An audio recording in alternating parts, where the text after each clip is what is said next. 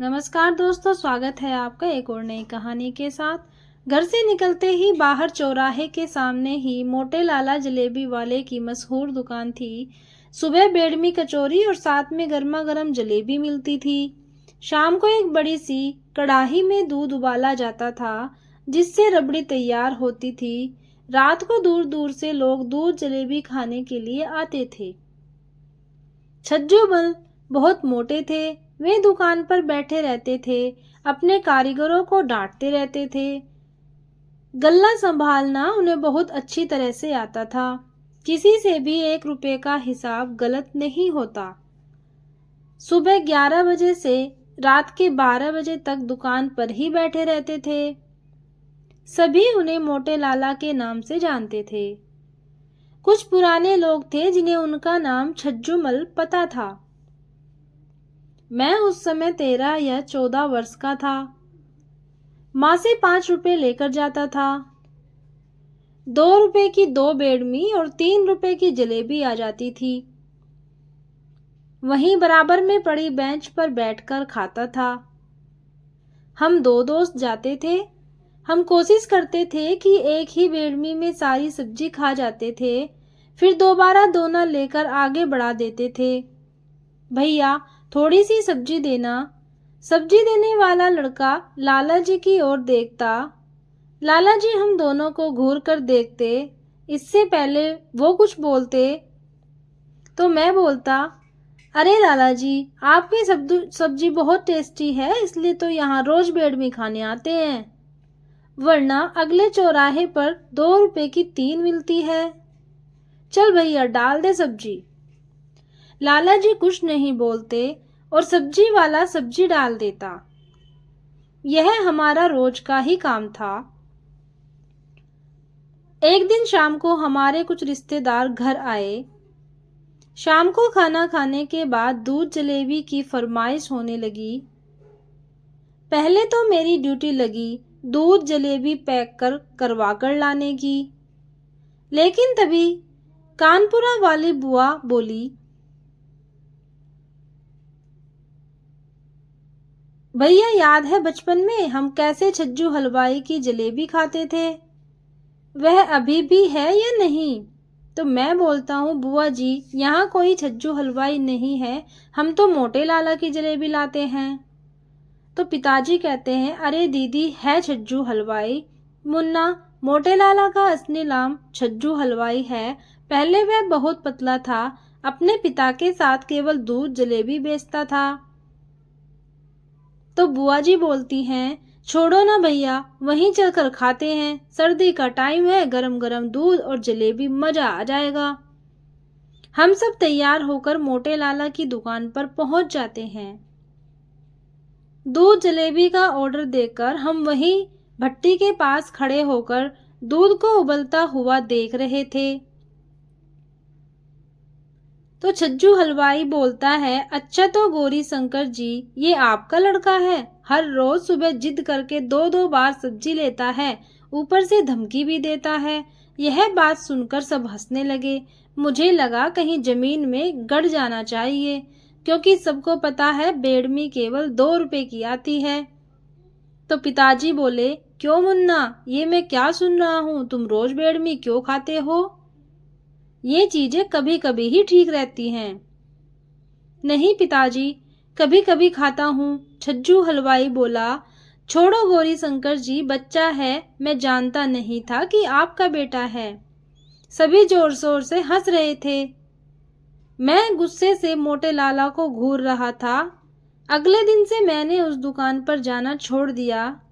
एक दिन घर वालों के लिए जलेबी लेने गया तो छज्जू हलवाई ने रोक लिया। तो छज्जू हलवाई बोलता है, भैया तुमने आना बंद कर क्यों दिया? हम तो उस दिन ऐसे ही कह रहे थे, जितनी चाहे सब्जी ले लिया करो, तुम्हारे पिताजी बचपन से ही इसी दुकान पर आते थे। अच्छा नहीं लगता, अब तुम कोई और दुकान पर जाओ। मैं अब कभी तुम्हारी शिकायत नहीं करूंगा। मेरा भी गुस्सा तब तक निकल चुका था। अगले दिन से हमारा वही सिलसिला चलने लगा। इसी तरह कई साल बीत गए। मैं पढ़ाई पूरी करके दिल्ली आ गया। यहीं जॉब लग गई। एक दिन पिताजी का फोन आया, उन्होंने बुलाया था। मैं ऑफिस से छुट्टी लेकर घर पहुंचा तो माँ ने बताया, बेटा तेरे लिए एक लड़की पसंद की है, तू देख ले तो हम बात पक्की कर दें। अगले दिन मुझे लड़की दिखाई गई। लड़की ठीक थी, मैंने हाँ कर दी। मैं 2 दिन बाद दिल्ली आ गया और अपने काम में व्यस्त हो गया। शादी से 4 दिन पहले मैं घर गया। 2 दिन बाद सगाई थी। पिताजी ने सामने एक बड़ी सी धर्मशाला में सारा इंतजाम किया था। मैंने वहां जाकर देखा, छज्जू हलवाई बैठा था। उसके बहुत सारे लोग मिठाई तैयार कर रहे थे। तो पिताजी कहते हैं, बेटा इससे अच्छा हलवाई नहीं मिलेगा। मुझे देखते ही छज्जू हलवाई के चेहरे पर खुशी आ गई। तो छज्जू हलवाई बोलते हैं, आ गए भैया शहर से, चिंता मत करो, सब काम बहुत बढ़िया से हो जाएगा, आपको शिकायत का मौका नहीं मिलेगा। सगाई और शादी कब बीत गई पता ही नहीं चला। मधु को पत्नी के रूप में पाकर मैं बहुत खुश था। 2 महीने घर में रहने के बाद मधु को भी पिताजी ने मेरे छोटे भाई के साथ दिल्ली भेज दिया। हम दोनों ने यहाँ अपनी छोटी सी नई गृहस्थी शुरू की। समय पंख लगाकर उड़ गया। एक बार एक दोस्त की शादी का निमंत्रण मिला। मैं और मधु शादी से 1 दिन पहले ही घर के लिए रवाना हो गए। कार में सामान रखा और ड्राइवर करते करते घर पहुंचने ही वाले थे। तभी मैंने मधु से कहा, मधु तुमने हमारे वाले चौराहे के मोटे लाला की जलेबी खाई है? तो मधु बोलती है, हाँ पिताजी एक बार लाए थे। चलो आज वही दूध जलेबी खाएंगे और घर वालों के लिए पैक करा लेंगे। मैं जल्द से जल्द उस चौराहे पर पहुंचना चाहता था, लेकिन जैसे ही मैं वहां पहुंचा तो देखा दुकान बंद थी। वहां एक लड़का मोमोज बेच रहा था। मैंने इस लड़के से पूछा, बेटा ये दुकान आज बंद है क्या?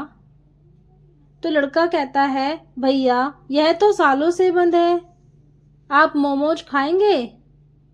नहीं नहीं, यह कहकर मैं चौराहे से सीधे अपने घर पहुंचा। माँ पिताजी से मिलकर बैठे चाय पी रहे थे। तभी मैंने छज्जू हलवाई की दुकान का पता किया।